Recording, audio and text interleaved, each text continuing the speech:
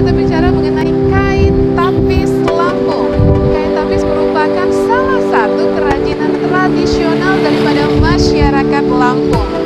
And you know what? Kain tapis ini selalu dipakai di mana-mana dalam semua perhelatan-perhelatan agung ataupun perhelatan-perhelatan resmi yang ada di Lampung.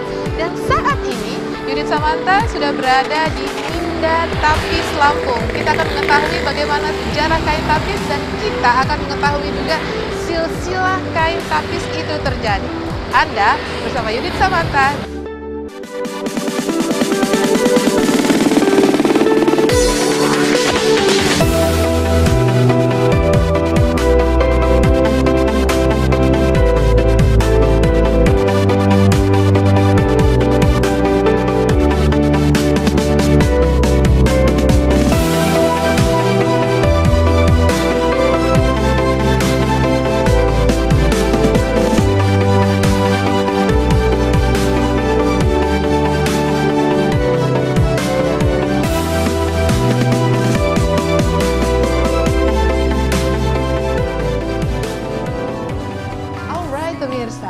Saat ini saya sudah berada di Minda Tapis Lampung. Ini pasti pemirsa pada penasaran karena yang namanya tapis Lampung sering sekali digunakan di acara formal maupun informal. Hey, seperti apakah pemilik Minda Tapis Lampung ini kemudian memilih ini yang difokuskan untuk mengembangkan kebudayaan tradisional Lampung? Kita akan berbicara-bicara dengan beliau saat ini juga. Tetap di sini. Assalamualaikum. Aduh, senang sekali Yudit bisa berkesempatan bincang-bincang. Ini yang pemilik Minda Tapis Lampung yang mana? Apa kabar? Assalamualaikum. Mbak siapa? Boleh aku panggil Kak Lela aja ya? Karena Kak Lela nih sepertinya kalau dari ini ya 17 ya mungkin ya. Pikir juga 17. Kak Lela, kita cerita-cerita sedikit. Kalau masalah tapis pasti semua orang pada tahu ya, tapis di mana-mana dipakai informal juga, baik formal juga. Semua festival, semua, apalagi sekarang baru memenangkan kemarin di Tokyo begitu ya. Mau tahu, Kak Lela pilih fokusnya dengan tapis. Tapi sebelum kita bicara-bicara ke situ, tapis ini sendiri Kak Lela, sejarahnya gimana sih ceritanya? Boleh di sini sedikit aja secara tapis. Kenapa Kak Lela bisa concern ke tapis ini? Apa langsung tiba-tiba dengan Minda ini atau sebelumnya ada cerita lain? Kalau dulu sih kita awalnya dulu tahun 96 itu ada di pasar tradisional pasar Bandung ini.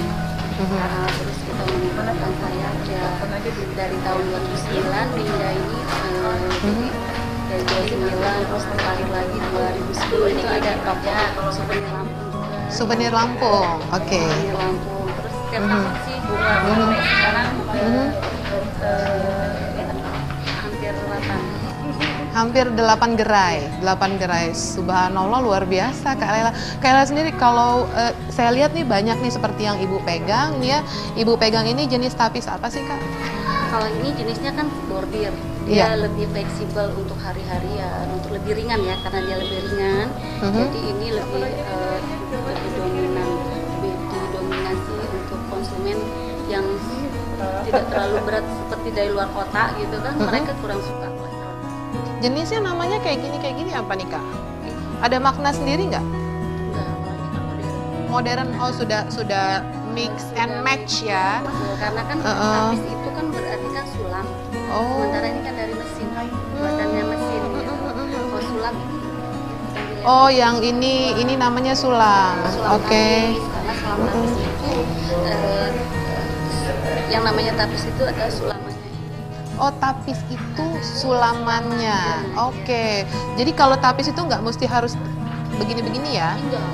Oh, sulamannya harus dari benang emas begitu Kak? Enggak juga. Kalau dulu sih ada dari benang cucu anda ya. Jadi dia ada benangnya dari benang sutra. Kalau dulu. Nah, kalau sekarang karena sutra mahal, jadi kita kombinasi dengan benang emas. Oke, jadi ada pemirsa, ini jenis-jenis tapis ya, kita baru tahu ya, ternyata jenis tapis itu ada yang sulam, ada juga yang udah modern, ini seperti ini dari mesin. Ya, begitu ya Kak ya? Ya, kalau jenis-jenis tapis sendiri itu apa aja sih Kak? Ibu mau kemana? Ibu tetap aja di sini. Oke. Oke, jadi jenis tapis sendiri ada berapa sih, Kak? Kalau jenis tapis, Apa daerahnya berbeda, kemudian tapisnya juga berbeda, Kak? oh iya, kalau tapis itu kan motif itu lahir dari daerah masing-masing ya. Seperti sebetulnya daerah Krui, orang sebut tapis Krui itu sebetulnya Krui nggak punya tapis, cuman cucukannya. Cucukan Agung dan cucukan Krui. Nah, tapi yang Krui itu lebih halus, gitu. Sulamannya tekatnya juga ada belah ketupat. Seperti ini namanya Krui. Nah kan belah ketupat dia. Nah, kalau Agung dia seperti ini. Di sulaman Agung. Di sulaman Agung. Alright, pemirsa, mungkin bisa dilihat yang sulam abung tergantung daerahnya itu berbeda. Ternyata kalau kayak zigzag gitu, kayak zigzag ini namanya sulam abung. You know what? Sulam abung. Ini aku baru tahu. And then the other one, yang ini nih, ini yang kayak belah ketupat ini pemirsa. Di dalamnya juga ada jahitan. Ini namanya cucuk kerui. Ternyata ada macam-macam jenis tapis ya. Ini aku baru tahu, Kak. Bukan cuma itu, di sini juga banyak sekali tapis-tapis jenis bukan dari pepadun aja, tetapi apakah jenis-jenisnya dari daerah. Kalau ini sudah modern. Kalau ini modern, yang ini Kalau ini seperti ini. apa namanya, Kak? Namanya cucuk pinggir. Cucuk pinggir. Karena dia cuma ada di pinggir gitu. Pinggir itu terus garis mandi. Basahan. Basah. Aku ngelihat ini juga nih, Kak. Ini nih yang sudah kreasikan menjadi tas gitu ya, Kak ya. Jadi tas seru ya. Ini juga dari bahan baju sama. Baju sama dengan tas. Alright, ini canggih sekali dan kalau aku begini cantik mungkin ya luar biasa. Pasti Anda penasaran jenis-jenis kain tapis seperti apa. Kemudian kalau kita bicara masalah harga, bukan rahasia lagi, ada harga, ada rupa. Begitu kan, ada harga, ada rupa. Karena juga ada KWK, ada originalnya juga. Itu lebih kepada apa tuh, Kak? Selain daripada memang prestis ya. Kalau tapis itu kan tergantung dari sulamannya. Karena dia merupakan sulam tangan, jadi kita lihat dari cara pembuatannya. Kalau pembuatannya rumit dan agak lama, itu kan ongkosnya mungkin lebih tinggi. Jadi itu membuat dia mahal. Bukan karena umurnya juga ya begitu ya, semakin dia tua tuh kain, enggak ya? Atau bahannya ada yang lebih tua makanya ada yang lebih puluhan juta gitu, Kak? Oh enggak. Saya nggak jual yang berjuta. Oh gitu, oh. Jual murca aja. Oh gitu. Jadi semakin pembuatannya lama, membutuhkan waktu lama, maka cost-nya juga itu ya, Kak ya, akan lebih tinggi begitu. Iya.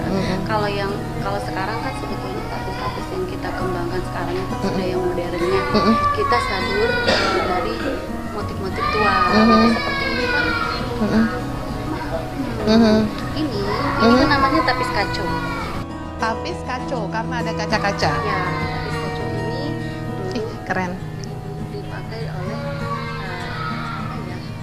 Bangsawan? tua. Oh, tetua. Mereka pakai. Nah, kalau dulu ininya benangnya ini benang sutra.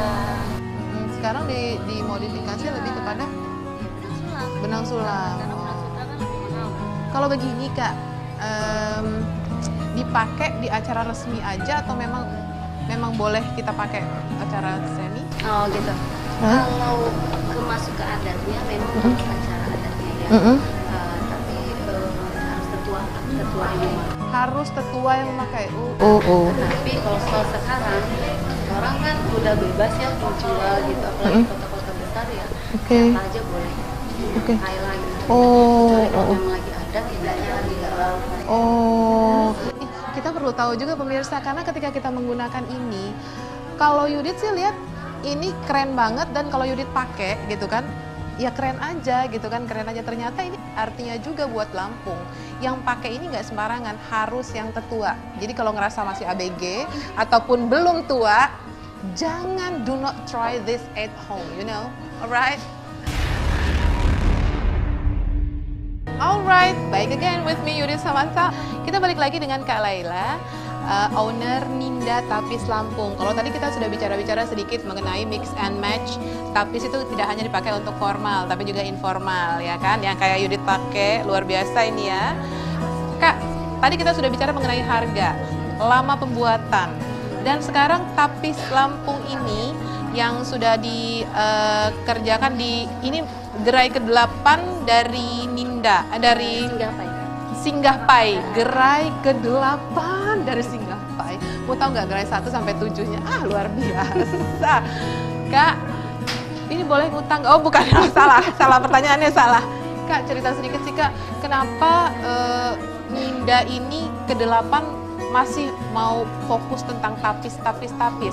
Kenapa nggak bergeser ke lain, ataukah karena memang tapis ini memang sangat bisa menguntungkan dari segi keuangan? Nggak tahu Banget. ini. Jadi kalau tapis itu kan kalau di Lampung itu kan orang kenalnya tapis ya, tapis dan belakangan sih sulam ususnya ya yang muncul gitu. Sementara kalau tapis itu sampai kapanpun itu tetap dipakai dari oke lah, mungkin suatu saat anak-anak muda mungkin tidak mau menggunakan tapis, tapi kan pas acara-acara adat, acara-acara kebesaran itu ini apa namanya pasti menggunakan tapis gitu kan. Jadi itulah sebabnya sampai dengan gerai ke-8 pun masih tetap concern dengan tapis. Ngomong-ngomong Kak, tapis ini apakah memang bisa kayak gini, bisa dipesan by order, atau memang dia di sini di Ninda punya unggulan desain sendiri, atau memang sudah paten? Punya nggak paten? Kalau tapis itu kan handmade ya. Kalau handmade itu kebanyakan hak paten kan susah ya, karena dari gambar awal misalnya kita patenkan gambarnya seperti A, terus ternyata A-nya ada kaki sedikit, itu kan udah nggak bisa kita ini lagi kan, ganggu lagi ya. Alright. Karena memang patennya udah ini lo nggak sama loh. Alright, gitu let's say kan. begini kan, setiap orang datang nih, seperti sekarang pengunjungan rame. Ini kan memang luar biasa pecinta tapis.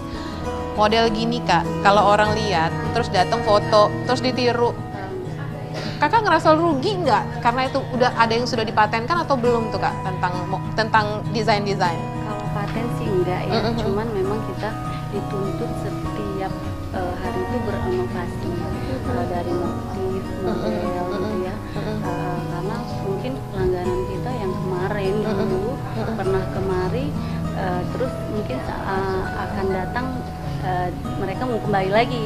Sementara kalau motifnya itu terus kan jadi monoton, terus mungkin kurang semangat lah belanjanya gitu kan. Jadi memang harus kalau motif itu memang selalu baru. Untuk motif sendiri Kakak dapat ide dari mana, atau punya rujukan sendiri yang dari zaman dulu, yang tua dulu tadi Kakak bilang? Kalau motif itu memang acuannya dari motif-motif tua, tapi itu memang sangat dibantu oleh, bukan dibantu ya, karena memang beliau suami lebih kepada desain. Yuk Kak, kita lihat-lihat dulu, ini banyak banget nih pemirsa desain dari tapis Lampung sendiri. Di sini juga ada sulam usus, luar biasa. Kak, ayo dong Kak, kasih tahu aku nih kalau yang ini. Ayo Kak, ini jenisnya apa nih, yang seperti, bukan yang Yudit pakai ya, ini apa nih Kak, dari mana, daerah mana? Tapis, ini kan tapis antik juga. Tapis antik? Tapis antik. Oh. Awalnya dulu kan kita ambil, sebetulnya sih tapis antik ini bukan tapis antik ya. Ini kolomnya kita ambil dari tapis zaman dulu. Kolom ini pembuatan ini. Okay. Kita kan nyadur dari yang silsilah zaman dulu. Zaman dulu. Jadi, tapi kalau zaman dulunya tuh bisa tahun berapa tuh Kak? 60-an? Sebelum Masehi lah. Oh, sebelum Masehi. Iya. Oh my God. Sebelum Masehi. Oh, right. Itu barang-barang tua yang itu kan, jadi kita campur kolom-kolomnya dulu. Pertama itu kolom-kolomnya gitu ya. Setelah itu baru kita buat motif-motifnya yang mungkin kayak ini seperti ini nih. Ini kan motifnya ikan. Ini, motif tua ya. Motif tua. Motif ini motif gajah. Motif gajah. Iya, cuman ya primitif primitif. Nah, jadi kita kembangkan lagi kombinasi dengan laut inau. Jadi laut inau itu dia yang kapis kaca-kaca itu. Nah, kita kembangkan lagi. Jadi Ini laut udah, inau, ya, motif gajah, pemirsa. Ini apa? ini Sudah kayak tambah-tambahan aja. tambah-tambahan. Ini kayaknya apa namanya? Yang di terumbu karang ya, seperti bunga gitu ya. Oke, ini ternyata motifnya nggak main-main pemirsa. Ini dari tahun sebelum Masehi. Ya, Can you kalau imagine that, sebelum Masehi? Dan ini ternyata masih dibudayakan sampai dengan saat ini dan masih keren loh. See, you see? Kan cantik, cantik, elegan. Kalau kakak 11, yang ini kak, kalau yang ini kak, Oh, ini ini kan ada seperti pesan selendang kameranya. Hai Kandit. Nah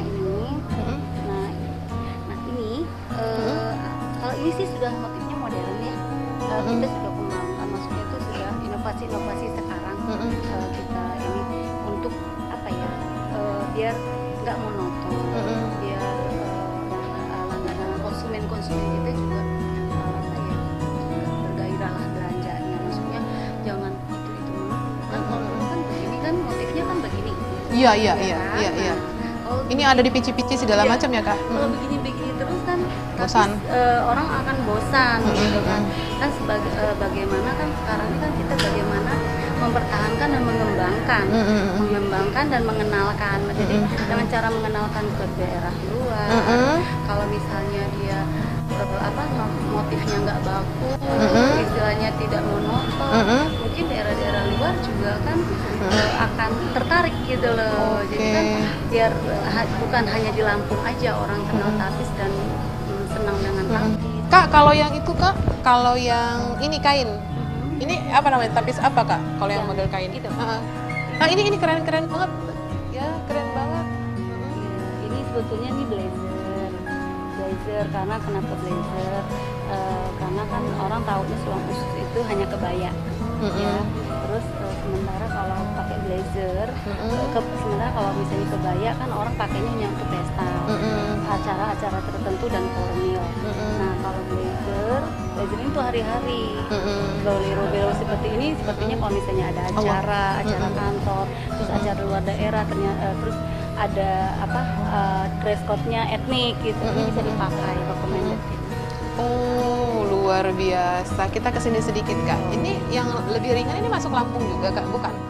Ini sebetulnya udah di Modif. modifikasi sekarang, karena kan sebetulnya orang-orang yang untuk pemula pemakai tapis, mereka kan selalu mengeluhkan kalau tapis itu berat, gitu kan. Jadi kalau mereka selalu keluhannya seperti itu kan berarti akan semakin jarang orang pakai tapis. Jadi sekarang kita buat di batik-batik Lampung, kita buat tapisnya juga gitu. Jenisnya ini masih ada ciri khas Lampungnya. Ini kita lihat, ini masih ada kayak siger, ya kan kak ya?